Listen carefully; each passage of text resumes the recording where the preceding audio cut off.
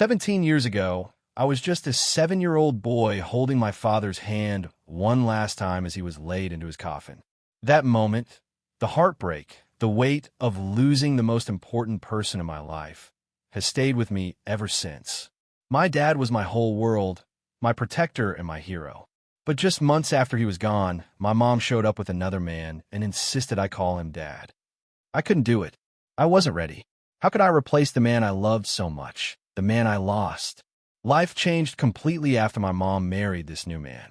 The house my dad left behind, the place filled with every memory we had, suddenly belonged to her new family. And me? I was pushed out, forced to live with my grandparents far away from the home I once knew. The sense of abandonment, the heartbreak. It was like losing everything all over again. Now, 15 years later, I'm back. I'm fighting to claim what's rightfully mine. But instead of a welcome, I'm met with hostility, threats, and a legal battle I never wanted to be a part of. This isn't just about a house. It's about family, betrayal, and finding the strength to stand up for myself. Before we begin, let us know in the comments which city you're watching from. Enjoy the video. I still remember the warmth of my father's hand the day I lost him. He was more than just a parent. He was my anchor, my protector in a chaotic world. Growing up, our house was filled with laughter, Sunday barbecues, and his steady voice guiding me through childhood's uncertainties. Those days, life felt safe, but that safety was fragile, and when he passed, it shattered completely. I was only 7 when the funeral took place. Watching him lowered into the cold ground left a scar on my heart that no one saw. I felt torn apart inside, like the whole world had lost its color. Yet, my mother, as if putting on a mask, moved on quickly, too quickly for me to understand. Within months, she brought a new man into my life and demanded I call him Dad. To a grieving child clinging to memories, this was a betrayal I could not accept. My mother's new husband, Bill, wasn't just a stranger. He was a symbol of everything that had changed and hurt me deeply. I was confused. How could she replace the man who had built that home, who had promised to protect us? Worse, Bill brought his own children along, a new family invading the house that once belonged to my father and me. My room, my sanctuary, was given away to his stepchildren. The house didn't feel like home anymore. It felt like an invasion, a constant reminder that I was being erased. With my mother's focus shifted to her new family, I was sent away to live with my grandparents on my father's side. They became my new anchors, my protectors. Their kindness was the soft blanket that protected me from the coldness of rejection. I remember nights curled up on their couch, holding a photograph of my father, whispering stories as if hoping the memories would keep him alive. But deep down, I battled layers of pain and resentment. It wasn't just losing my dad. It was losing my mom, too. Every visit, or lack thereof, cut deeper than the last. She would call, maybe once or twice a month, telling me she loved me. But her actions said something far different. How do you reconcile a mother's words when her choices scream abandonment? During those years, the tension grew inside me. I felt invisible in the house I had once called my own. I heard whispers from neighbors, the faint judgment in their eyes as they looked at my mother's new family, who had taken over. The quiet battlefield between loyalty to my father's memory and the reality of a mother I barely recognized tore at my soul. I realized I was not just fighting for a house, but for my identity, for the right to be myself in a family that seemed to have forgotten me. These memories, these raw emotions, they shaped who I am today. A man wounded, but unbroken, fighting not just for bricks and mortar, but for respect, dignity, and a place to call home again. As those years passed, I learned to hide the pain behind a mask of calm. But inside, a fire was burning, a fire that would one day drive me to reclaim what I was owed. Not just a house, but the right to stand in my father's shadow with my head held high. And so begins the fight, the story of a son determined to take back his home, against all odds and all betrayals. What happens next is a journey through bitterness and resilience, where family ties are tested and the true meaning of home is redefined. Being told to leave the only home I had ever known was like someone ripping out my soul piece by piece. It wasn't just about the four walls that sheltered me. It was about the memories, the safety, and the love I thought would never abandon me. But one day, that love turned cold. My mother, the woman who once cradled me close, became a stranger who claimed the house wasn't mine anymore. I remember that day vividly. She didn't shout, didn't scream. She simply brought all my belongings in big plastic bags to my grandparents' house and left me there as if I was a guest who had overstayed. The look in her eyes was not of sorrow or regret, but of impatience, like she was checking off a list of tasks long overdue. They need the space, she told me once, after I begged for an explanation, but deep inside I saw the truth. It was to make room for Bill's children. My grandparents opened their arms and their home to me without hesitation, but the wound from my mother's rejection burned relentlessly. My cousins on Bill's side claimed my room as their own, their laughter echoing through the halls that once belonged to me. I was left wandering between a childhood that was slipping away and a future that felt uncertain and cold. The early years with my grandparents were bittersweet. I loved their kindness and their unwavering support, but I could never shake the feeling of being cast out. Every holiday, every family gathering was a painful reminder that I was no longer part of the family I used to know. My mother's sporadic visits only made the pain sharper. Her words of love felt hollow when her actions screamed otherwise. One afternoon, I overheard a neighbor saying to their child, "That boy? Yeah, he's the one whose mom prefers her new husband's kids over him." That sting of those words cut deeper than any insult because it was true. The woman who was supposed to be my protector chose a new family over me. I wrestled with this betrayal in silence, anger and sadness tangling in my chest. But it wasn't just my mother I grappled with. It was also Bill, who never made an effort to understand me or treat me like family. His kids, acting as if they owned the place, would remind me constantly that I was an outsider in the only house I was supposed to call home. Their sneers and dismissive glances fueled a rage that I buried deep but never let go. The tension within me grew as I struggled to find my place in this fractured world. Was I to accept my role as the forgotten son, or fight to reclaim the life and legacy that was taken from me?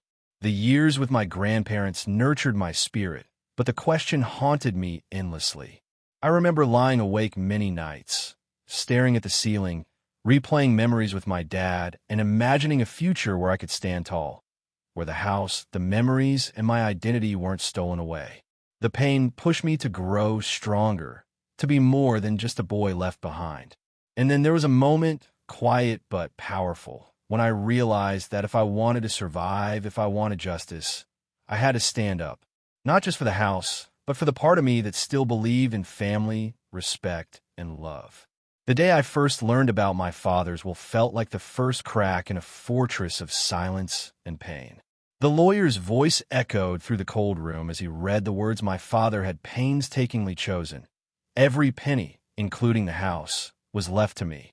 A timid, fragile hope flickered inside me for the first time in years. This was my birthright, the last tangible thread connecting me to the father I had lost, and now it was mine. But that hope came face to face with a storm. My mother's reaction was like a shadow darkening the room. I saw it in her eyes before words could betray it: disappointment, anger, fear. She knew this battle was far from over. Over the years, she tried everything, legally and emotionally, to overturn the will. Every attempt she made was a punch to my gut, a reminder that even in death, my father's wishes sparked conflict rather than peace. With the house legally mine, but physically occupied by my mother and her new family, I was trapped in a nightmare where property and pain blended. Announcing my intention to reclaim the home was like lighting a fuse. Phone calls went unanswered. Visits were met with cold stares and whispered threats. My mother's new husband, Bill, acted like a gatekeeper, intimidating anyone who dared question their presence. The weight of the lawsuit bore heavily on my shoulders. It wasn't just about the court documents or the eviction notices. It was about standing up to the mother who had rejected me, to the family that had claimed my life as their own. Each legal step was a battle with my emotions. the heartbreak of confrontation mixed with the steel of determination. I remember sitting with my lawyer, looking over papers that felt heavier than any stone. The law was clear, but emotions were not. Every courtroom visit, every letter, was a war zone where love faltered and bitterness took root. Even my grandparents, my sanctuary, were caught between loyalty and sorrow, urging me to be patient, to consider the broader picture. But patience was a luxury I could no longer afford. One afternoon, during a rare visit to the house, I felt the sting of loss as I walked through rooms that once echoed with my laughter, now foreign and cold. Faces I once knew turned away. Conversations stopped when I entered. It was as if the house itself was conspiring against me, and all I could do was cling to the hope that justice, like a slow-burning flame, would eventually light my way. This chapter of my life was not just about reclaiming property. It was about reclaiming identity, dignity, and a future. It tested my resolve, forcing me to confront painful truths about family, betrayal, and self-worth.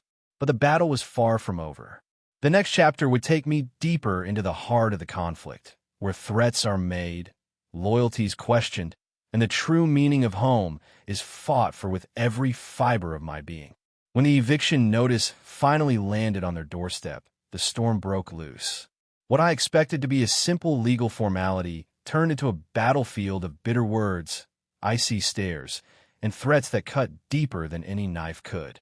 My mother, once my caretaker, now stood as the main opponent, her loyalty fully pledged to Bill and his children, the very people who had displaced me from the home I was born into.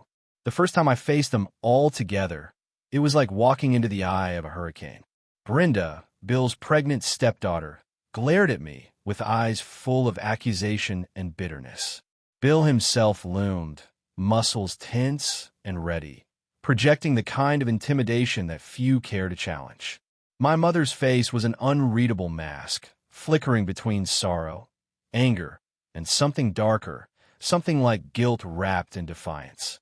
Brenda wasted no time accusing me of harassment, wielding her pregnancy like a shield against my legal claim. She said I was heartless, cruel, throwing a pregnant woman and her family out on the street. The room thickened with tension as the battle lines between us hardened, her desperation fighting against my determination. I reminded myself that compassion didn't excuse manipulation or disrespect. It was a maelstrom of emotions, rage, pain, disappointment, all boiling inside me as my mother rose to her defense. She accused me of tormenting her golden girl, crying crocodile tears while painting herself as the victim. I heard words that cut deep, echoes of the past twisting in the present. "What did I do wrong in raising you?" she sobbed, trying to place blame on me, but really, it was herself she cursed. Their voices clawed at my resolve, but beneath my anger was a fragile core, the wounded son who once longed for his mother's embrace, now hardened by years of betrayal. Yet I refused to back down.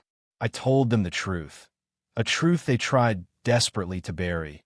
The years of abandonment, the pain of being pushed aside, the future I was fighting for. I wasn't just reclaiming property, I was reclaiming myself. Behind every sharp word and cold glare, I sensed fear, fear of losing control, of losing the comfortable life built on my father's legacy. Bill's threats grew louder, his voice thick with bravado. He promised consequences, tried to intimidate me with his size and anger. But I had learned not to fear shadows when the light inside me burned brighter. My grandparents, my constant in this storm, stood silently by my side.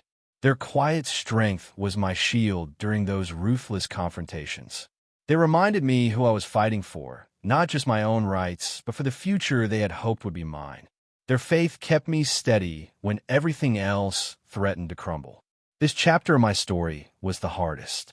It was a head-on collision between past wounds and present struggles. Every confrontation peeled back layers of pain, betrayal, and resilience. The house was no longer just wood and bricks. It was a symbol of a fractured family and a son's unyielding will to heal and reclaim his place. As the battle reached its boiling point, I knew the final stand was near. What happened next would change everything, not just for me, but for every person tangled in this web of broken trust and shattered families.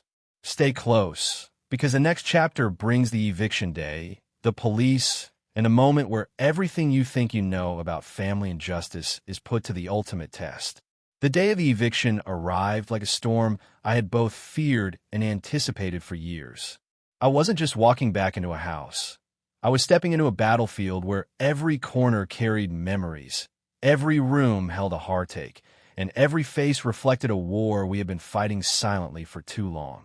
But this time I wasn't alone. My lawyer and even the police were by my side, ready to enforce what was rightfully mine. I felt my heart pound, the adrenaline mixing with an overwhelming sadness. There was no joy in this victory, only the weight of what had been lost. My mother, Bill, Brenda, and the rest of their small army met us at the door, faces flushed with anger and desperation. Their confidence was fierce at first, but quickly wavered when the law stood firm behind me. It was surreal hearing their curses and threats, watching Bill brandish a hockey stick like a weapon, and seeing my mother's desperate attempts to plead with me. Yet, underneath their bluster, I saw cracks in the armor of a family held together by lies and fear. When the police finally stepped in, their presence was a powerful reminder that my fight was not just personal. It was legal, official, and final. They read out the eviction notices, demanding everyone pack up and leave. Time, which once felt endless in this house, now was measured in heartbeats and hurried movements. 3 hours, that was all the time they were given. Despite the chaos, I remained calm, my mind focused on what lay ahead. Leasing the house, rebuilding my life, and healing the wounds that ran silent beneath the surface. The house, once a battleground, would become my stepping stone. But the emotional battle wasn't over. My mother's last-ditch attempts to guilt-trip me, Brenda's pregnancy used as a shield, Bill's threats, they all boiled into a toxic storm of pain and anger. And yet, I held on to my grandparents' words, the faith that justice and kindness could coexist, that this was not about revenge, but about reclaiming what was mine. After the eviction, I took every precaution, getting a restraining order to protect myself and my future tenants from any further harassment. The law had protected me once, and I wasn't about to let fear take that away. Walking away from the house that day was bittersweet. It was mine, yes, but each step carried the weight of broken ties and lost time. Yet, beneath it all, I felt a flicker of hope, the hope that from this painful chapter, a stronger, wiser version of myself would emerge. As I sit now in the quiet of the house, the same walls that once echoed with laughter and sorrow, I find myself caught between the past and the future. This home is more than just a shelter. It's a canvas painted with memories of a father's love, a mother's betrayal, and a son's fight for belonging. The journey to reclaim it has left scars, but also lessons that have shaped me in ways I never expected. I often think back to the boy I was, the confused, hurt child who longed for his mother's embrace, but only met cold shoulders. I wrestled with feelings of abandonment, anger, and loneliness that threatened to consume me. Yet, those feelings ignited a spark of resilience. I learned that pain, while deep and raw, could be a catalyst for growth.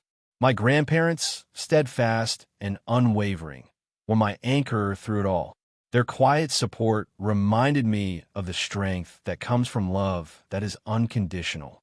They taught me that family isn't always about blood. It's about those who choose to stand by you when the world turns away. This story is not just about property or legal battles. It's about finding one's voice in the chaos of loss and betrayal. It's about standing tall when hurt tries to pull you down and understanding that sometimes the hardest battles are within ourselves. I've come to understand that forgiveness isn't about forgetting or excusing the past. It's about freeing myself from the chains of bitterness. It's about building a future where my identity is no longer defined by others' actions, but by my own strength and choices. There's still a long road ahead, rebuilding trust, forging new relationships, and creating a life rooted in my own values. But I'm ready. The house, once a symbol of pain, now stands as a testament to survival and hope. Thank you for walking this journey with me. If this story resonates with you, share your own experiences in the comments. Where are you watching from? Your story matters, and together we find strength. Stay tuned for what comes next. A new chapter of healing, growth, and unexpected beginnings. Because sometimes the end of a painful story is just the start of something beautiful.